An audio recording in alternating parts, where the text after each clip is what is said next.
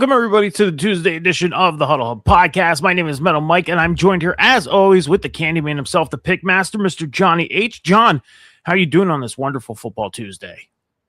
I'm doing good. How are you? I'm doing really, really good, man. Beautiful day out today. You know, I went out and ran. I ran one or two errands today.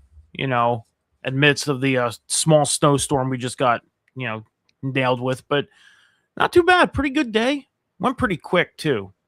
It was a very fast day, but pretty good. Nonetheless, we are here to talk some football and the football news coming out of the world of football. We're also going to talk some college football stuff because we got some stuff coming out of college football that I think it's definitely worth discussing. And then a little bit of UFL news that hit the airwaves in the past 24 hours. But before we do, please head over to the Huddle Hub Podcast over on social media on X, TikTok, and now Instagram. At the Huddle Hub Pod, you're going to hit that follow button. Over on the YouTube, you're going to hit the subscribe button. That's how you follow on the YouTube, and make sure you're hitting that follow button on the Twitch channel if you are watching on the Twitch channel tonight. All of the links to our social media bios are in the bio of the Twitch channel, and you can help us build the Huddle Hub Podcast going through the 2026 offseason and beyond. So, John, let's get into it, man. A lot of news to get into, and I was very excited to get into a lot of this new stuff because there's some stuff now obviously to talk about, but I'm excited to get into it.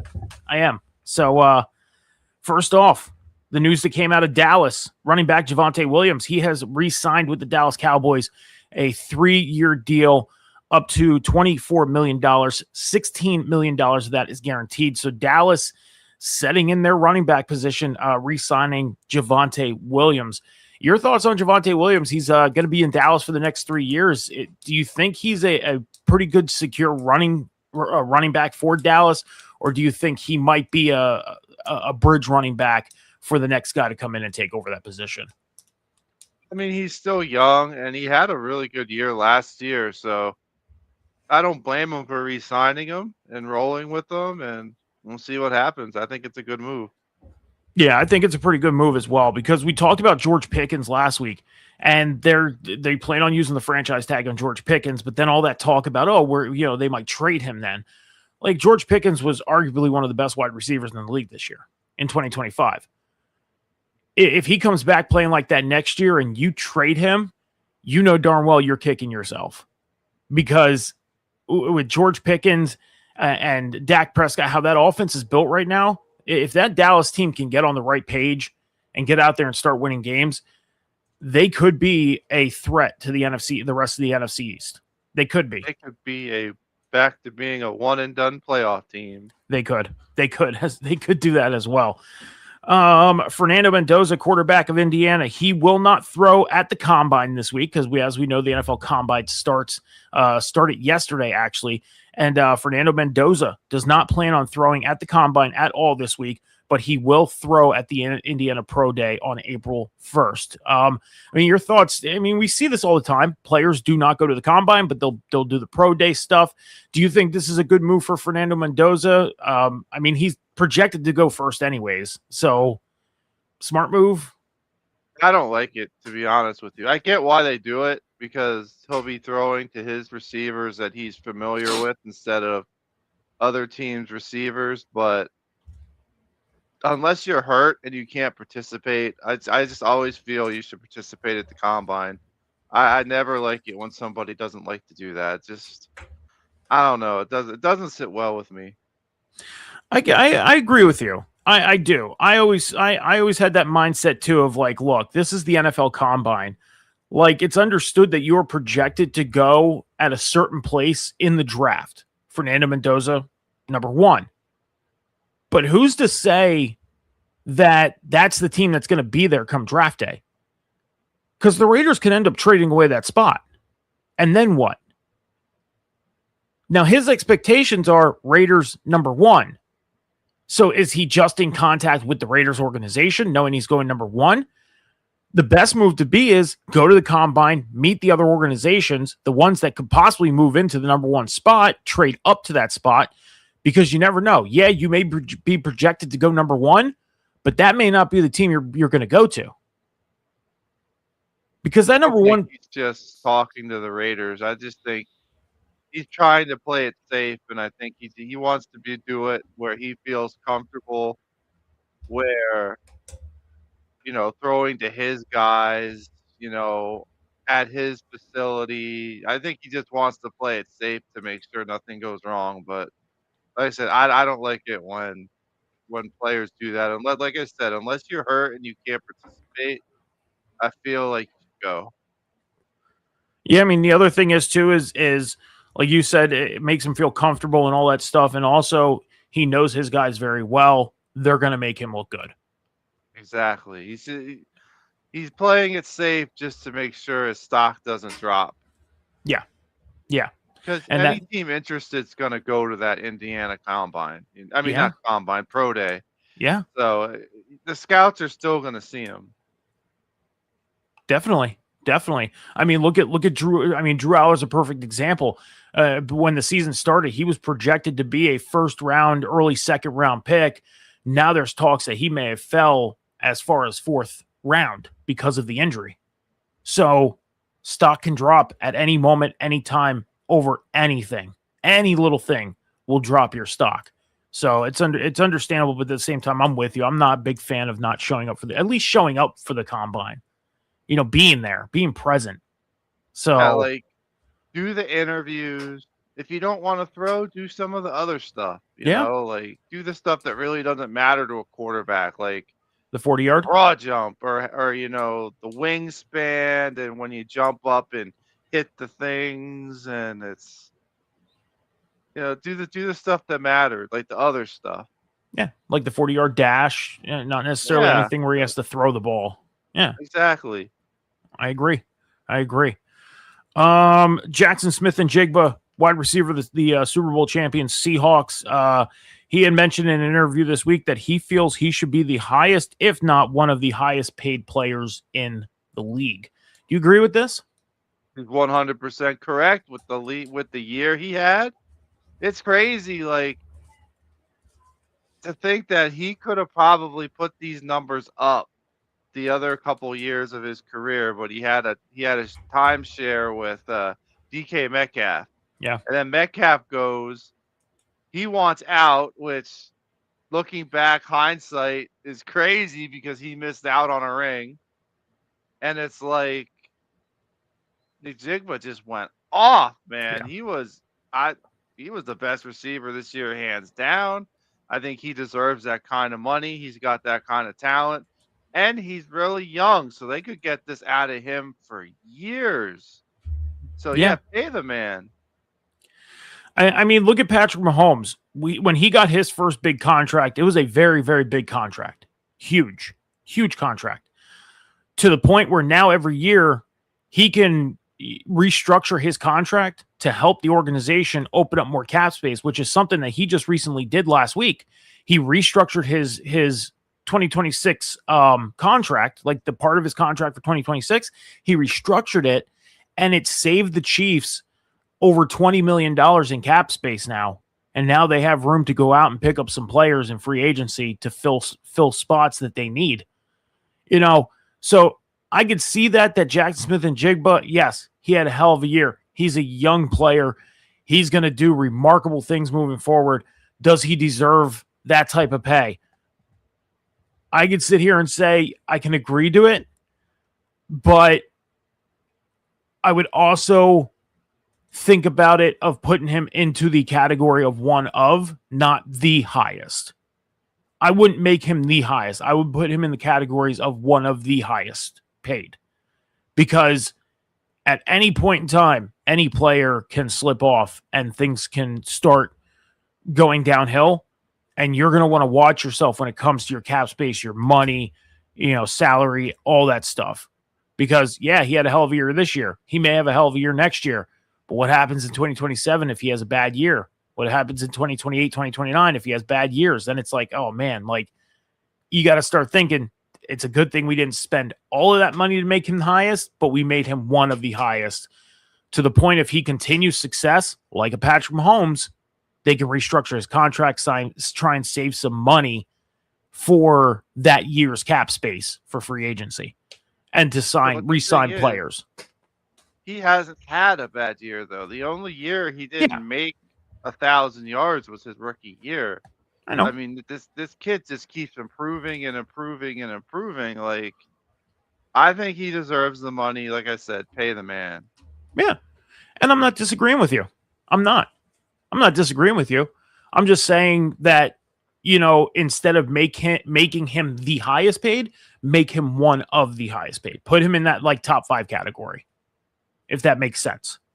You know, so we'll have to see. We'll have to see because I believe his contract is coming up in 20. His fifth year option, I believe, is in 2027, 2028. His option will 2 happen. years. So He's yeah, in his so fourth year. 2028. This coming year is his fourth year. Okay, so it's coming up very fast, very fast. So, the decision's going to have to be made sooner or later. Kyle Pitts, tight end of the Falcons. He got franchise tagged by the Falcons for 2026. I know Kyle Pitts. He's had his ups and downs pretty much since coming into the league. I mean, the Falcons locking him up for at least the 2026 season. Do you think this is going to be a prove it, make it, or break it year for Kyle Pitts? Or do you think the Falcons dedicate their time and money to him moving forward after 2026? I think he gets traded because other than his rookie year, I feel like he hasn't done anything special. He's been average. Okay. And I think I've read a lot of reports that the Eagles were interested in him and he could end up being an Eagle. I think he's going to get traded, to be honest with you. That's just my opinion. I mean, again, when these franchise tags happen, these teams can go out and trade players that they tag. So you're not wrong. He's had a pretty up and down career since his rookie season. I could see it happening. I could see a trade coming along. Maybe during free agency. Definitely before the trade deadline in week 9, if they would make that decision. But I can see it. Antonio Gibson, running back of the Patriots, he was released on Monday. So the Patriots seem like they have faith in Stevenson. Or do you think they go out and get another running back to back him up? They have a good 1-2 punch. They don't need another running back. Who's their second running back? Stevenson and who else? Who is their second running back? I'm drawing a blank on this. They drafted Trayvon Henderson. Oh, that's right. They do have Henderson. Yeah, So Gibson's not a matter. Year this year. They have a You're right. 1-2 punch. They don't need Antonio Gibson. I forgot about him. I did. I was thinking Antonio Gibson was their second. So okay. All right. I'm not perfect. Okay. I'm not perfect. I intake a lot of information here throughout the days. So cut me some slack. Can't do it. He was a stud this year. Oh, yeah. Nick Sirianni, head coach of the Eagles, he did an interview today at the Combine, and he was asked about wide receiver A.J. Brown. Now, here's the funny thing, John, is A.J. Brown did an interview last week, and he said that he was excited about the Eagles' offensive game plan, and he's looking forward to see what comes of it this season in 2026. But they asked Nick Sirianni, do they think he's going to return to Philadelphia? And Nick said, well, you can't predict what's going to come tomorrow or next week or in a month. My job can be gone by tomorrow, next week, or a month. So we won't know until this season pretty much starts. I mean, this A.J. Brown stuff, I'll say this right now, and I said this when the season ended. Let things calm down. Give it a week, give it a month, and then see where everybody's at. A.J. went out and said himself he's excited to see what this offense turns into. Do you think that the trade rumors and trade speculation are going to start popping up again just because of this? I don't think they ever went away. Like I say trade him. There's too much nonsense like that comes with him. Like there's a reason Tennessee got rid of him. And I think Philly should move on. Well, we'll have to hear any other teams talk like this. To me, it's like you don't hear any other receiver right now being talked like this. And it's just like, just move on. Like he's either unhappy or they're gonna trade him, and it's just like, yeah, if he was on the 49ers, I'd want him gone. I mean, I still say keep him. I do. And that's just my opinion. Again, let him see what this offense is going to look like. I back up his comments from last week over the speculation of trading. I understand it can happen, and it could happen at the draft. It could happen before the season starts, when free agency kicks off, whenever. But my opinion, I think Philly needs to keep him. I think he's a important part to that offense. It was just a not so good year for that offense in 2025. So I personally think keep him. The Detroit Lions, they have announced that they will be playing a regular season game in Munich, Germany this year. So we got another team. Don't know who it's going to be. I believe I want to. There's a list of teams, but I haven't seen that. It's been said yet. Yeah, so I want to say I do want to say it might be Dallas. That's something that I could look up. International games in 2026. So they have Paris, France. They already announced all that stuff. So Melbourne, Australia. So yeah, it's not announced yet because we have the Rams and 49ers in Australia. I know the 49ers are traveling more than any other team. 38,000 miles. They got to go to Australia. They got to go Mexico City. Yes. It's like, man, they can't stay healthy enough in the States, but now you're going to make them leave the country? Yeah, so the Cowboys are going to go to Brazil. Their opponent's yet to be announced. New Orleans is going to be going to France. Their opponent's yet to be announced. And then the 49ers play the Rams in Melbourne, but they don't have an opponent in Mexico City yet. And Detroit is the team announced for Munich, Germany, and they don't have an opponent yet. Crazy to me because they always play the Cardinals in Mexico City. So it's like, just announce it. Just announce it. Yeah. That's always the Mexico City game. General manager Nick Caserio of the Houston Texans was asked about all the trade rumors around CJ Stroud. Now, John, I didn't even know there were trade rumors about CJ Stroud, but apparently there are. Yeah, so apparently they are. He went on to say that they are not true, and he also called them moronic. I completely agree. He led them on a good playoff run, so I completely agree. I agree with him too. I didn't. Again, this was new news to me as well about CJ Stroud and trade rumors. I don't see it happening. I don't. So, the New York Jets have announced that they are placing the franchise tag on running back Breece Hall. So Breece Hall will continue to be a New York Jet in 2026. I'm sorry, Breece. I'm sorry. Keep your head up. You got one more year to be a Jet, and then you can go somewhere else. I'm sorry, buddy. Oh man, I feel bad for the New York Jets in a sense. I do. I feel bad for him. Trent Williams, offensive lineman of the San Francisco 49ers, he is set to be a free agent this year. He is carrying a $39 million cap space. So that means any team that signs him, they got to look at they'll be spending $39 million or more on him. Do you think he goes back to San Francisco, or do you think he ends up somewhere else?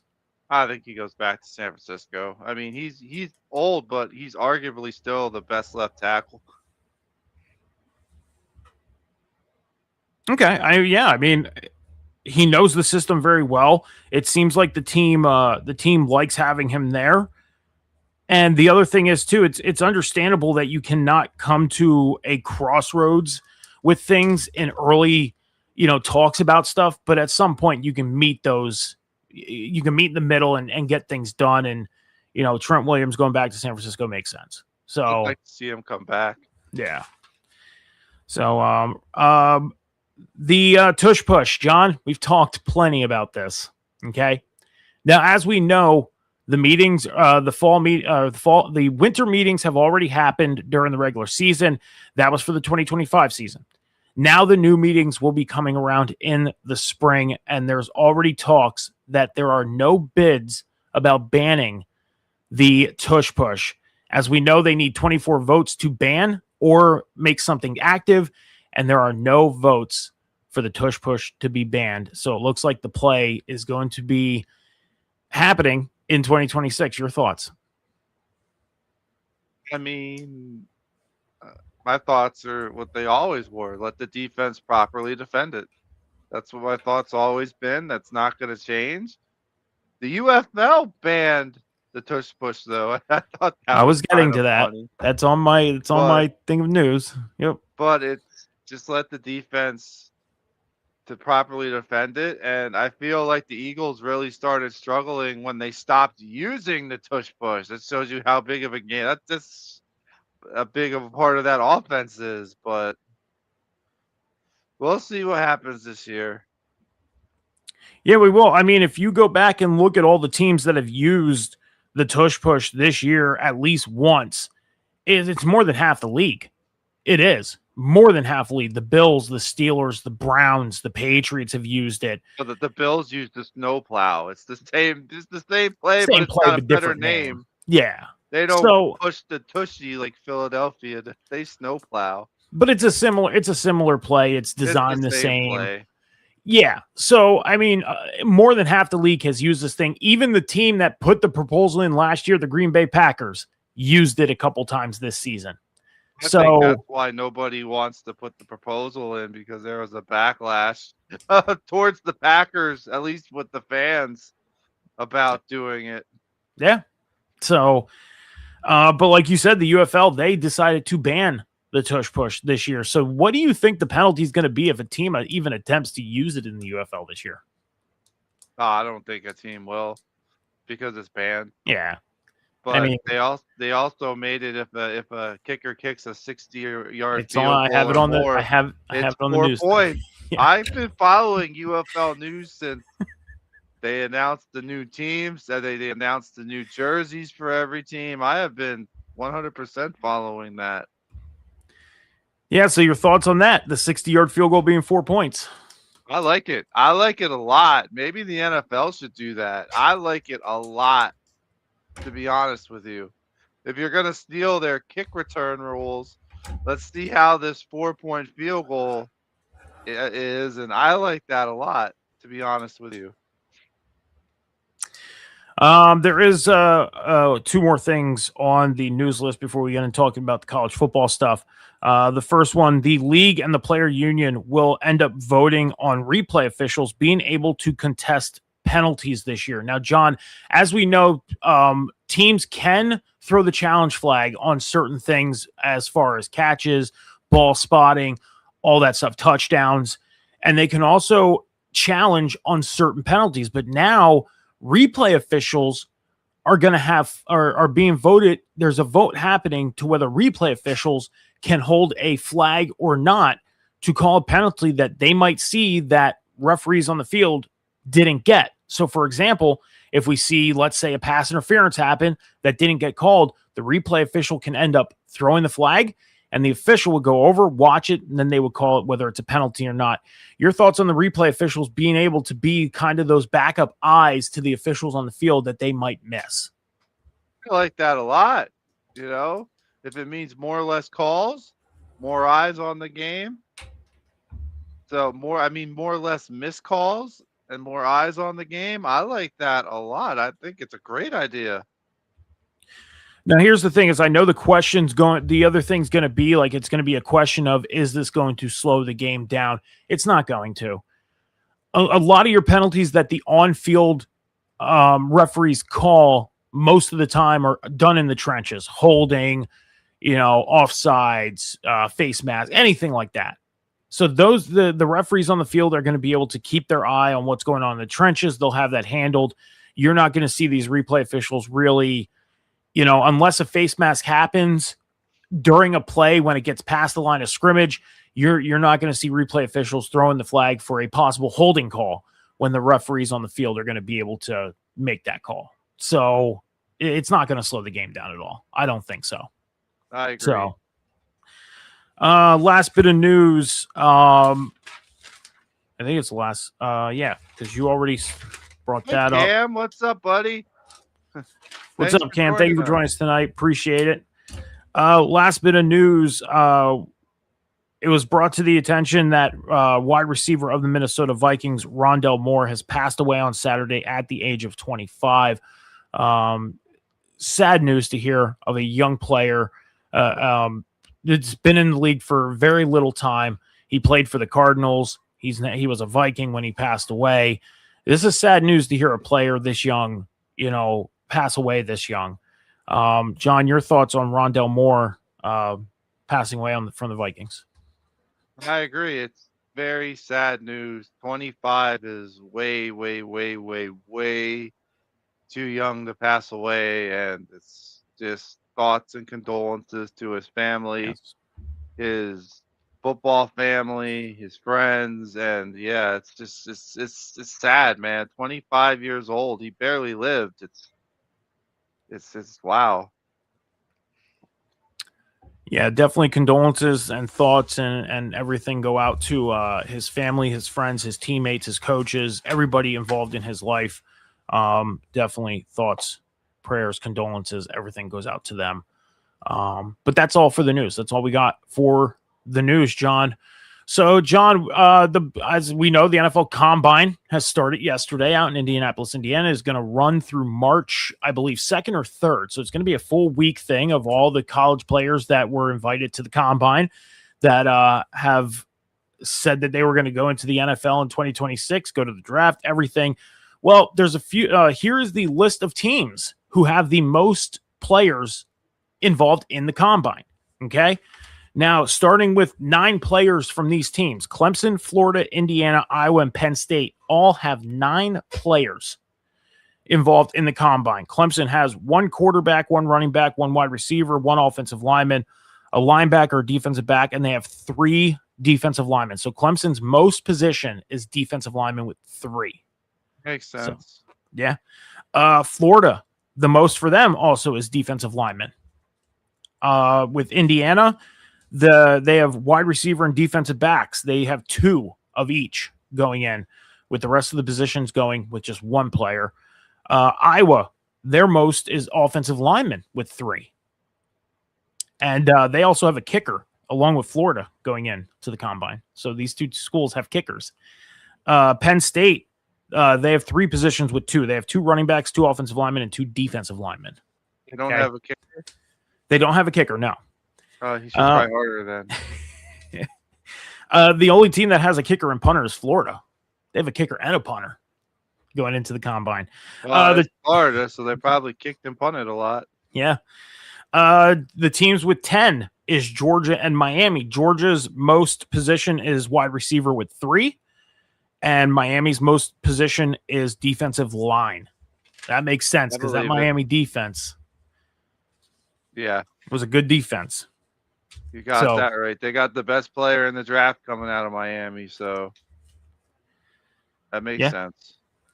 The teams with 11 is LSU and Ohio State. LSU's most position is wide receiver with 4 wide receivers going into the Combine. 4. Ohio State's is defensive backs. So that makes sense. That defensive backfield for Ohio State was pretty good this year. Alabama, they have 12 players going into the Combine this year. Their most is offensive line with 3. Oh, okay. Yeah. And then the team with the most players going into the Combine is Texas A&M. They have 13 players going into the Combine this year. They have 1 running back, 1 wide receiver, 1 tight end, 4 offensive linemen, which is the most for their position, 3 defensive linemen, 2 linebackers, and a defensive back. So those are the teams that have the most players going into the NFL Combine this week. So these schools are probably going to get called the most when it comes to the draft. Yeah, we're gonna hear, 3 teams in a row. This player from LSU, this player from LSU, this play. It's going to be like, man, those LSU players getting drafted. But John, it is Tuesday, which means we put together a fun. I don't know if this is so much fun because this is some, this should be a fun thing to talk about. It's definitely something to be talking about. But it's that time where we bring up a segment that is worth talking about because it has to do with college football, and that is the college football head coach's hot seat for 2026. So, John, how we're going to do this is I'm going to bring up a name. I will run through the quick statistics and the buyout of the coach, and then you just give your thoughts on whether the coach should stay or the coach should go. Okay? So let's start off with the first head coach, Bill O'Brien, the head coach of Boston College. His buyout is $18 million. They had a 2-10 record with a 1-7 conference record this season. What are your thoughts on Bill O'Brien with Boston College? I say let him stay. It was his first year with the team. He didn't have any of his players there. This was his first year that he could recruit people for this coming season. Let him get some of his players there. Let him get some of his guys there. And we'll see how it goes. But I think it's too early to get rid of Bill O'Brien. I mean, I honestly don't see any of these coaches getting let go of before kickoff. This is going to be something that, the season starts and let's say they're 0-3. Then who did we see in week 4, week 5 is when Franklin went. He lost to Oregon in their second conference game, and he got booted. I think they wait until they lost to UCLA, wasn't it? He got fired. Yeah, it was when they lost to UCLA. You're right on that. Right after the UCLA game. So 3 games into the conference. Yeah.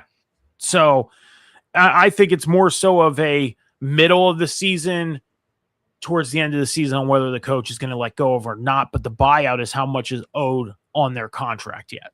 So the second coach on this list, Deion Sanders, head coach of Colorado. He has a $26.6 million buyout.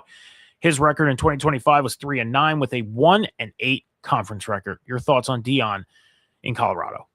He needs to go. It's been nothing but a circus there since he's been there. They can't win when it matters. He can't. He can't win when it matters. That's the biggest thing with that. Against good teams, they lose. They beat who they're supposed to beat, but the good teams, the conference games, they disappear. Like he's not. I don't think he's a college coach at this level. I think he needs to go back to the smaller schools where he had success. That's just my opinion, but I think he should be gone. Colorado's not going to move forward with him as their head coach. I can agree with that. I mean, if you look at, for example, Deshaun Jackson and Michael Vick, their first-year head coaches at their respective school, Delaware State, and I forget the other school that one of them's a head coach at. But anyways, like they had pretty good seasons this year being there, and they're going to be there for a while. They're not going to be moving up to the FBS or anything like that. They're going to be there a while. But Deion did a good job at the first college that he did coach at before coming to Colorado. He did a pretty good job. I know. That's what I'm saying. And I think one of his big worries too is now that he has kids in the NFL, he does kind of focus into that. He did an interview a couple weeks ago, and they had him watch videos of, you ever see those like shadow videos where they make you guess what quarterback or what running back it is without seeing them? So they made him do that with quarterbacks, and the only one that he guessed and got right was Shedeur. He said because the only person he watches is Shedeur Sanders. He doesn't watch the NFL, anything like that. That's the only player he watches. That's it. So, number 3 on this list, Bill Belichick, head coach of North Carolina. He has a $10 million buyout. He went 4-8 with a 2-6 conference record. Your thoughts on Bill Belichick? I feel like it's just like Bill O'Brien. It's too early to get rid of him. I don't think he's going to last in college. I'm going to say that right now, but at least give him a fair shot. It was his first year with the Tar Heels. He didn't have any of his recruits. Now he's going to start getting his recruits in, and let's see where he goes from here. Yeah, I agree. I think he needs to have a full second year. Whether, regardless of how the season starts, let's say they're 1-3 going into week 5 or week 4. Or let's say North Carolina, for all extensive purposes, plays a week 0 game. That's their first game. So going into week 4, let's say they're 1-3. Okay? If they're 1-3, who cares? Let's see how he starts out in conference play against Duke, against Florida State, again, anybody he plays in the ACC. See how he does. Winning 1 or 2 games in your conference in your first year, it's bad, but it's also it's not good, but it's also not that bad due to the fact that you're used to being at the highest level. there's different ways the game is. I mean, the game is the same, but there's different ways that things go in college football opposed to the NFL. They do things different. Even though the game's the same, there are different things, and that's something Bill Belichick has to adjust to. This guy's been a coach in the NFL for the past 40 years. So to adjust back to college after so long in the highest level of football, I think giving him a full second year would be a good opportunity and let him have his recruits and see what happens with them. So, number 4 on this list, Mike Locksley, the head coach of Maryland. He has a $7 million payout, went 4-8 in 2025 with a 1-8 conference record. Your thoughts on Mike Locksley? He's been in Maryland for a while now, and they really haven't done anything. I believe his coaching record is sub 500, and it's time to move on. You need someone who's going to take your school, take your program forward, and Locksley isn't the guy. I mean, going 4-8 and 1-8 in your conference is obviously not a good look. And you're in one of the top conferences in college football. You're in one of the big fours. And John, you do a thing in our college football dynasty to where if a team has 2 or 3 losing seasons, you move them down to a lower conference, like the MAC, Mountain West, the Sun Belt, whatever. Yep. Do you think that if college football, do you think if college football did that in real life, and I think you just pretty much answered my question. Do you think if college football did that in real life, do you think it would make college football a little more interesting than it already is? Honestly, no. If they were able to do that. So I should rethink that question there. I mean, it would help some of the schools, like the lower schools that have trouble in the Big Four, the Power Four, but I don't know how I'd feel about, like, take Florida State for a second. Like, if you took them out of the ACC and put them in, like, the American or the Sun Belt or the MAC, I don't know how I would feel about that in real life. I think that's just like a fun video game thing to do. Yeah, but the way you do it is so interesting, and it's so fun how it's done, because we're doing is we're seeing teams in our first 3 or 4 years that didn't have success. Now you're putting them in these different conferences. Like, okay, they're getting success. They're earning their way back into the bigger conferences, have a chance to go to the college football playoff. We haven't had that Cinderella story yet to where we had a team get bumped and then go back in and make the playoffs or anything like that. But it's bound to happen. It is bound to happen. I mean, we have what 20 more years to go. We've already wrapped up. And year 10 now. North Texas got promoted to the Pac-12, and they made the playoffs last season for us. So I mean, it's worked in that extent. Yeah. So, number 5 on this list, Shane Beamer, head coach of South Carolina. His buyout is $19 million. His record was 4-8 with a 1-7 conference record. Your thoughts on Shane Beamer in South Carolina? I feel like he should go too. South Carolina had a big disappointing year. And really, what have they done? I mean, since he's been there. So I feel like other than his name, he should just start over somewhere else. Yeah, I mean, even becoming a coordinator at a big school, taking that demotion, going to become an offensive or defensive coordinator for a year or two, maybe refreshing himself to get back into the head coaching levels, but, not going out of the limelight of the big college football, standout colleges. That's not saying he has to go somewhere like a Mississippi State or Akron. He could still go somewhere like a USC, Florida State, somewhere like that, and become a coordinator and stay in that level of college football play as a coach, but a coordinator. So Luke Fickell, head coach of Wisconsin, his buyout is $19.2 million. His record was 4-8 with a 2-7 conference record. John, your thoughts on Luke Fickell and Wisconsin? Another one. Like, Wisconsin used to be a decent college football school, but now it's just they're just not a factor anymore. They're the bottom. They're subpar, and I feel like a fresh start for Fickell might be good for him too. So mutual parting, but I think they should get rid of him. Yeah, Wisconsin, the Badgers used to be one of those schools where you feared if your team played them. You did. And now it's like, oh, yeah, we play Wisconsin. It's like one of those schools that just never rebounded after having a long-term success. And now it's just like, what do you think they're going to do this year? Maybe 5-7, maybe 7-5. They'll hit a bowl game, but nothing too big. So I agree. I think he needs a refresher and Wisconsin needs a fresh start. So number 7 on this list, Dave Aranda, the head coach of Baylor. He has a $9 million buyout, went 5-7 with a 3-6 conference record in 2025. Your thoughts on Dave Aranda and Baylor? I think they should part ways. Baylor isn't exactly a college football powerhouse, and if you want to get there, you need to get a coach that's going to consistently win. And I feel that Aranda isn't the guy for them. I mean, I think the last time we seen Baylor really be up there was when RG3 was the quarterback. That was 10, 13 years ago. Was the last time they had any full line of success, I believe, if my memory serves me right. Since then, it's just been, barely winning seasons or just, barely losing seasons. So I can agree with that as well.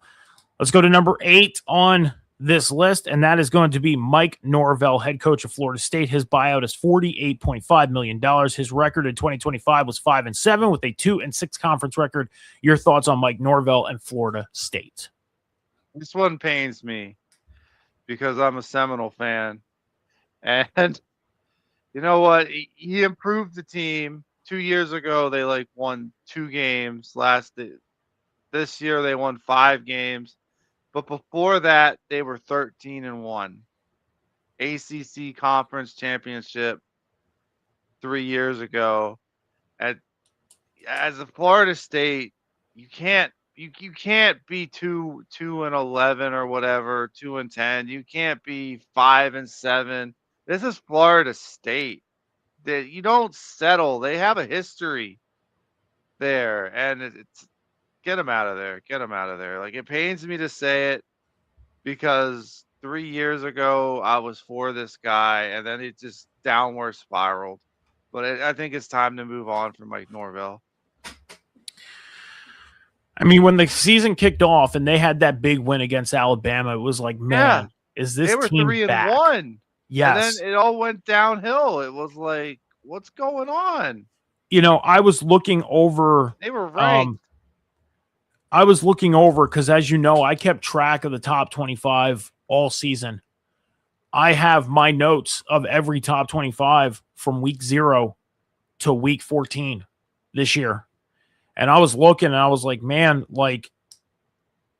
Florida State really, I mean, they got up there into the top 10. It's like being 3-1 got up there in the top 10. They jumped a lot of schools that made the playoffs this year. Just because they just didn't beat Alabama. They handed Alabama that loss. They handedly defeated them. It was crazy how fast they fell when they after that first loss. I mean, and they're not the only team I focused on. I looked at other teams as well. So don't think I was just singling out Florida State. I was looking at other teams. And I was like, man, just the expectations of a lot of these schools that fell out of that top 25, top 15, top 10 was like, man, what happened? Where is the kink in this armor that these teams at one point of the season had? Florida State had that armor at 3-1. You're thinking, man, this might be a comeback year, playoffs, whatever. And then it just vanished. And it was sad. And again, they weren't the only team I focused on. I looked at the other teams. And I'm sitting here trying to figure out this early into the offseason what these teams realistically need to do to get themselves back up to where they were in week 3, week 4, week 5 before they fell. I've yet to come up with any determinations. I do plan on coming up with determinations before we kick off in 2026. I'm taking a lot of time to really think about that. So I started that work early, Last two coaches. First one, Dabo Swinney, head coach of Clemson, $57 million payout, went 7-6, 4-4 in the conference, and lost to Penn State in the Pinstripe Bowl. Your thoughts on Dabo Swinney out in Clemson? Had a bad year. He's a national champion coach. He turned Clemson around. You can't get rid of him because of one bad year. They'll be back. You absolutely have, and it pains me to say that because I can't stand Clemson being a Florida State fan. I can't stand him. But you can't get rid of this guy because he had one bad year. That's to me like preposterous. Like I can't fathom why people would want him gone. He won them national championships. He took them to more than one national championship game. You got to keep Dabo. You have to if you're Clemson. It's preposterous to think to get rid of him at this point. I agree. And he's a very James Franklin was a well-known name out in Penn State, but there's a difference between a successful head coach who was able to get his team to the promised land and a successful head coach who was only able to get his team as far as a game or two away from the promised land, and that is the college football national championship. Dabo Swinney has been able to touch that trophy before with this Clemson team. So, and he's been able to get this team to big bowl games, playoffs, everything. He has success. He had a bad year. If he's on the hot seat come week 3 or week 4 and Clemson's 1-2, I would really think very hard before saying you're out the door. I would. This would take me back to my argument with James Franklin when he got let go. I would have never done it. I would have waited to see what he brings in 2026 and then make that decision. But because of one bad slip up, yeah. Penn State kept losing. It clearly wasn't him. Exactly. Then that's why I said what I said, and I meant it. And it kind of proved my point in a sense, because look at that. They made a bowl game, and they made a bowl game and they won. But after that Oregon loss and after that UCLA loss, they kept losing. They won, I think, one game, if not two games after that. The last couple of weeks that they finally became 6-6 and started winning. Exactly. So, last coach to talk about, Kalen DeBoer, the Alabama head coach. He has a $50 million payout. Went 11-4 on the year, 7-1 in the SEC. Lost to Indiana in the quarterfinals of the college football playoffs. Your thoughts on Kalen DeBoer and Alabama? I can't believe his name's even on this list. He made it to the quarterfinals of the college football playoffs. I mean, that's just crazy to me. Like, yeah, I was arguing, and I still think Alabama shouldn't have been in the playoff, but they got put in there. But it's just I can't fathom why he's on this list. I get the tradition of Alabama and how they were with Nick Saban, but this isn't Nick Saban. Let the man. He made the playoffs his first year as the coach. Yeah, he got lost. He got his butt handed to him by the national champions, but he made it to the quarterfinals.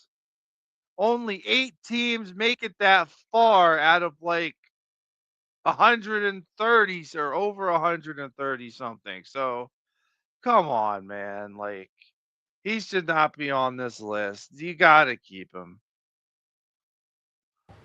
Yeah, I agree. I mean, you had success. Yeah, I believe Georgia beat them for the SEC, if I'm correct on that. Yeah, it was SEC. Yeah, Georgia beat them for the SEC. Their only loss. Yeah. And then Florida State. Florida State. Yeah, I forgot about them. And then Georgia in the SEC title game. You made the quarterfinals of the college football playoff and got beat by a dominant Indiana team. Like, I was surprised to see him on this list as well when I got this list. I was like, why? Why is he on the list? He had a hell of a year. But he's on the list. So now it's the question of, does Alabama in 2026, if Alabama goes out and just so happens to start having a bad year, or if they have a full-on bad year, make that decision of letting him go? Well, I don't think Alabama's gonna have a bad year. I am 100% looking at their schedule right now. Yeah. And the only losable games I see them having is Georgia, but it's in Alabama. They go to Vanderbilt, and unless LSU can have some kind of turnaround, I don't see them losing a game other than either Georgia or Vanderbilt. I mean, they play Texas A&M as well, but it's in Alabama. Yeah. So they have a real good shot of running the table because all their tough games are in Alabama, with the exception of going to Vanderbilt. And who knows if Vanderbilt's going to be the surprise Cinderella darling that they were this year. They could go back to, I mean, last year, they could go back to being Vanderbilt again. Who knows? But with that schedule, you can't get rid of him. Yeah. Well, again, we're going to have to see what happens, what comes of the 2026 season, especially with these coaches, and see if the decisions are made, whether these coaches go anywhere or stay during or after the 2026 season. This was pretty much a early 2026 hot seat edition. So, John, next week, you know what next week is? The first week of March. It is the first week of March. It is. But other than that, next week is we will be 1 week away from the opening of free agency. Free agency in the NFL starts on March 11th at 4 p.m. Eastern Standard Time. So we are going to start digging deep into free agency stuff starting next week. So big planned show for next week. So we'll, yeah, I'm excited, man. I can't wait for free agency to start. Some analysts, it might have been on Fox or CBS, had Malik Willis as the top free agent. And I laughed so hard. I was like, you got to tell me this backup quarterback is the top free agent? Get out of here. Some dreamers out there, John, some dreamers. So, yeah, you got that right. Yeah, some dreamers. But that's all we got tonight, John. That's it. That's all we got for tonight. Again, next week and the Tuesday after, big talks about free agency. So we're going to get into that starting next Tuesday. Before we get out of here, please make sure to head over to the Huddle Hub Podcast on social media, TikTok, YouTube. Oh, God dang it. I can't talk tonight. Make sure you head over to the Huddle Hub Podcast over on social media on X, TikTok, and now on Instagram at the Huddle Hub Pod. You're hitting that follow button over on the YouTube, hitting that subscribe button. That's how you follow, and hitting that follow button on the Twitch, where all of our social media outlets are in our Twitch bio. You could click on the one you desire to go to and help us build the Huddle Hub Podcast going through the rest of the NFL and college football offseason and beyond. John, your social medias are going to be on the bottom. I know you don't got a lot of things going on as of late, schedules and everything like that. Is there anything you want to let the people know as far as, plans on starting to stream again or anything like that? I'm looking to start the stream again in March. So I'll just keep updating as the time gets closer. Awesome. Well, make sure you head over to John's social medias after the show. Check out the recorded content that he has not only on his Twitch or TikTok, but also on his YouTube as well.